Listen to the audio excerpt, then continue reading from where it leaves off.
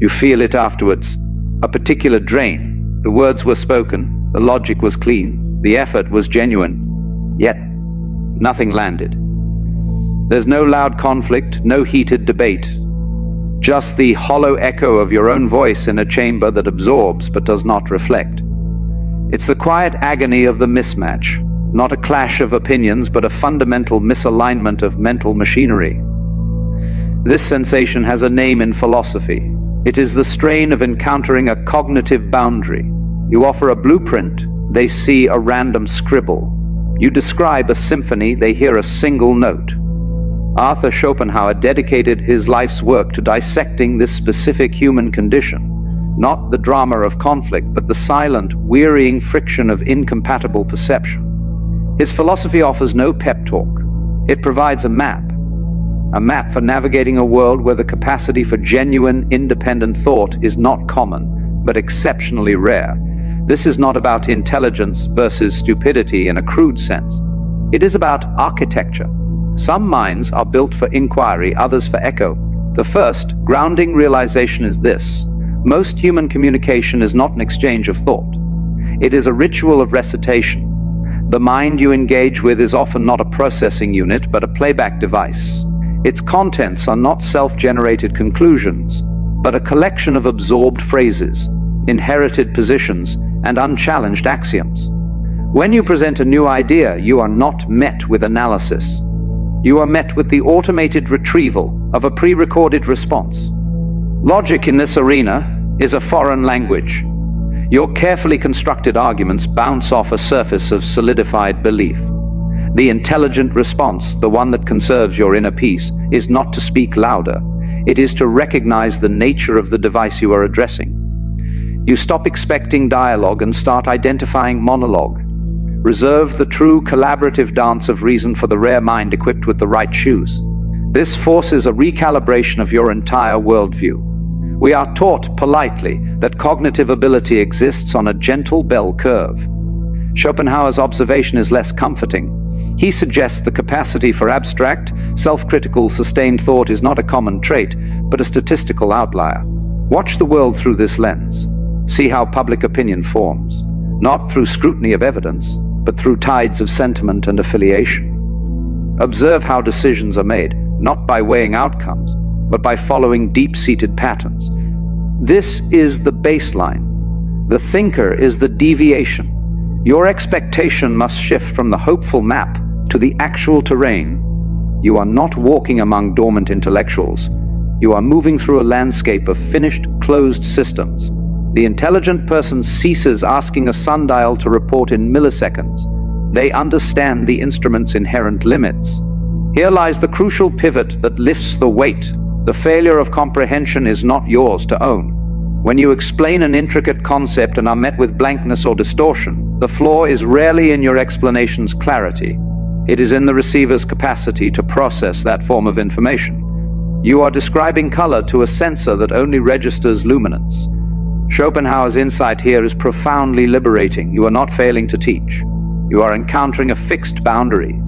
And boundaries are facts to be acknowledged, not personal shortcomings to be agonized over.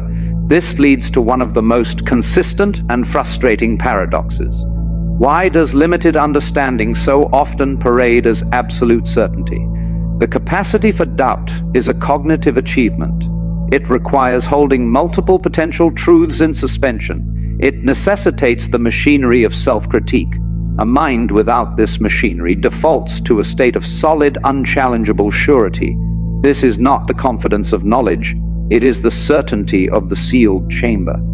You can pile evidence at the door. You can demonstrate contradictions with surgical precision. The result is not enlightenment, but reinforcement. The chamber seals tighter. Modern psychology labeled this, but Schopenhauer described its anatomy centuries prior.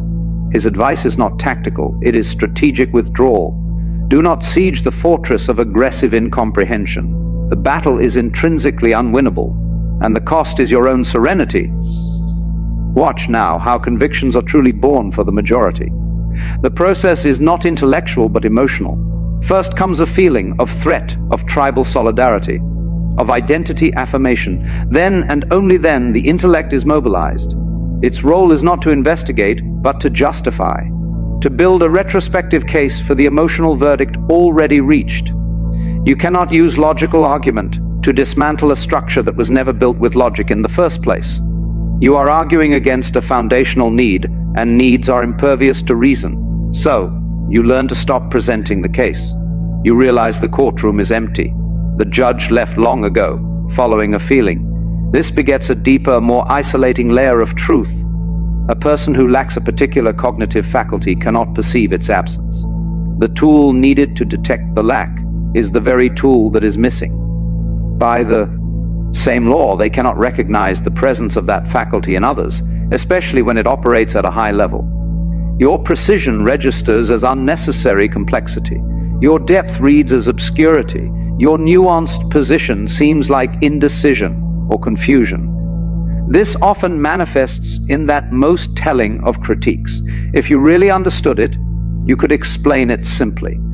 This statement reveals the speaker's cognitive horizon. For them, all truth must be reducible to a simple form. The possibility that some truths are inherently complex, that their essence lies in their structure and relationships, is outside their perceptual range.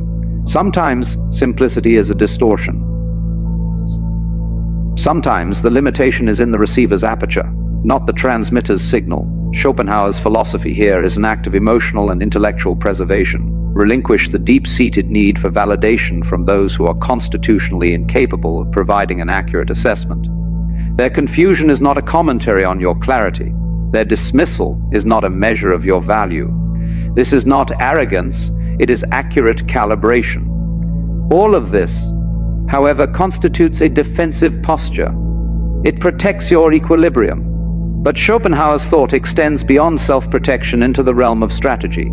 How does one operate and even find leverage in a world not designed for your mode of perception? Observe an individual, then place that individual within a group.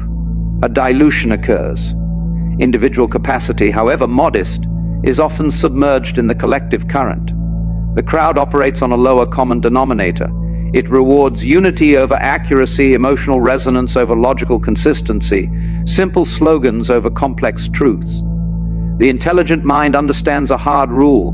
Genuine rational discourse is a function of individuals, not collectives. Engage one mind at a time, or recognize that you are no longer engaged in reason but in crowd dynamics. Furthermore, understand this: most people do not seek truth. They seek comfort. Truth is often demanding. It requires adjustment, humility, and the abandonment of comforting illusions. A pleasant fiction that soothes anxiety or bolsters identity will defeat an uncomfortable fact almost every time. Therefore, the intelligent person ceases to offer unsolicited truth. They understand it is rarely received as a gift, but more often as an attack or an annoyance. They save their unvarnished honesty for the exceptional few who recognize its worth. Every sustained engagement with a limited cognitive framework exerts a gravitational pull on you. To be understood, you simplify your language. You flatten your nuanced perspective into binary choices. You sacrifice subtlety for the hope of transmission. In this process, you erode the very substance of your own thought. They do not ascend to your level. You descend to theirs. The cost of the interaction is a loss of your own clarity. His philosophy is protective. Your cognitive precision is a finite resource. Guard it zealously. Some conversations are not worth the cognitive expenditure. Recognize that people rarely change their core opinions through factual correction. Deep belief is often woven into the fabric of identity. To ask someone to change a foundational belief is to ask them to become, in a sense, a different person. This is a psychological earthquake. It is far easier, less terrifying to reject, distort, or ignore contradictory evidence than to undergo such a seismic shift in self-concept. The intelligent person abandons the project of conversion. They accept individuals as relatively fixed points in the psychological landscape. They navigate the terrain as it is, not as they wish it to be. This points to the bedrock, non-negotiable reality Schopenhauer insists we face. Fundamental cognitive capacity has a ceiling. You cannot educate someone into a higher ceiling. You cannot inspire them into a new neural architecture. They are, for all intents and purposes, operating at their maximum potential. This is the full extent of their sky. Ask yourself honestly, have you ever truly elevated someone's basic capacity for reason? Not taught them a new fact or skill, but fundamentally expanded their ability to think abstractly, hold contradictions, or engage in sustained self-critique?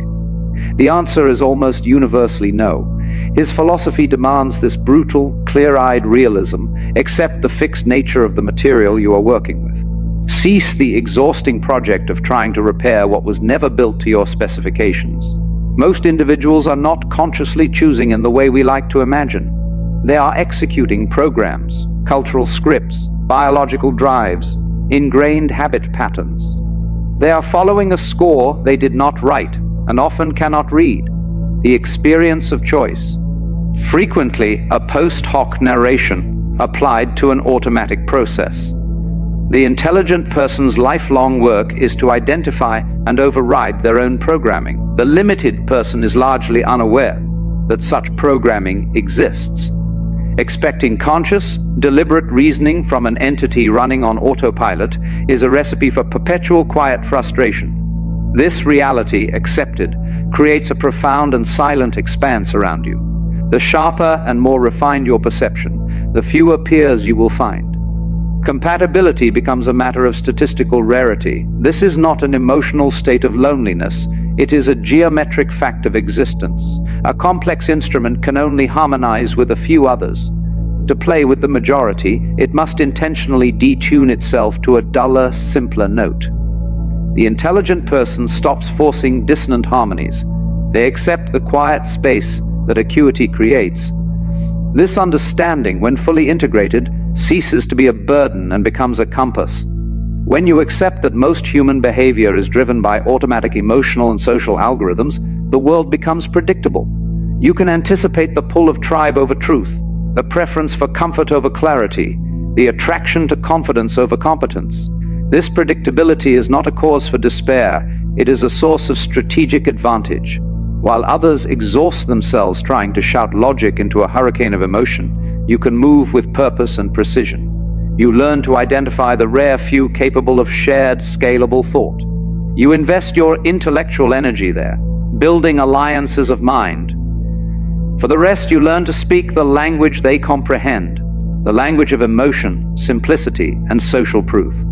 Not with condescension, but with pragmatic efficiency. You work within the system's actual rules, not the rules you believe should govern it. This is the final, liberating stage of acceptance. The landscape of human cognition is a law of nature. It will not change to suit your expectations. Your peace and your effectiveness lie in seeing it with crystalline clarity, stripped of the distorting lenses of hope, sentimentality, or outrage. You stop expecting others to be what they are not. You stop explaining to those who cannot comprehend your framework. You begin navigating the world as it actually exists. You conserve your inner resources. You deploy your understanding with surgical precision. You share the full depth of your perception only where it can be received and reflected. For all others, you offer what can be meaningfully processed, a gesture, a simplified version, a moment of simple human recognition, and then you walk on. You do so without carrying the heavy, useless baggage of disappointment, for you expected nothing more than what was always there. This is the end of that particular quiet suffering. It is replaced not by joy, but by a profound and steady peace. The peace that comes from alignment with reality, from the conservation of your spirit, and from the strategic application of your unique form of sight in a world that sees differently. If this path from quiet strain to clear-eyed navigation resonates with you, consider liking this video. It supports this channel in reaching others who seek these maps for the mind.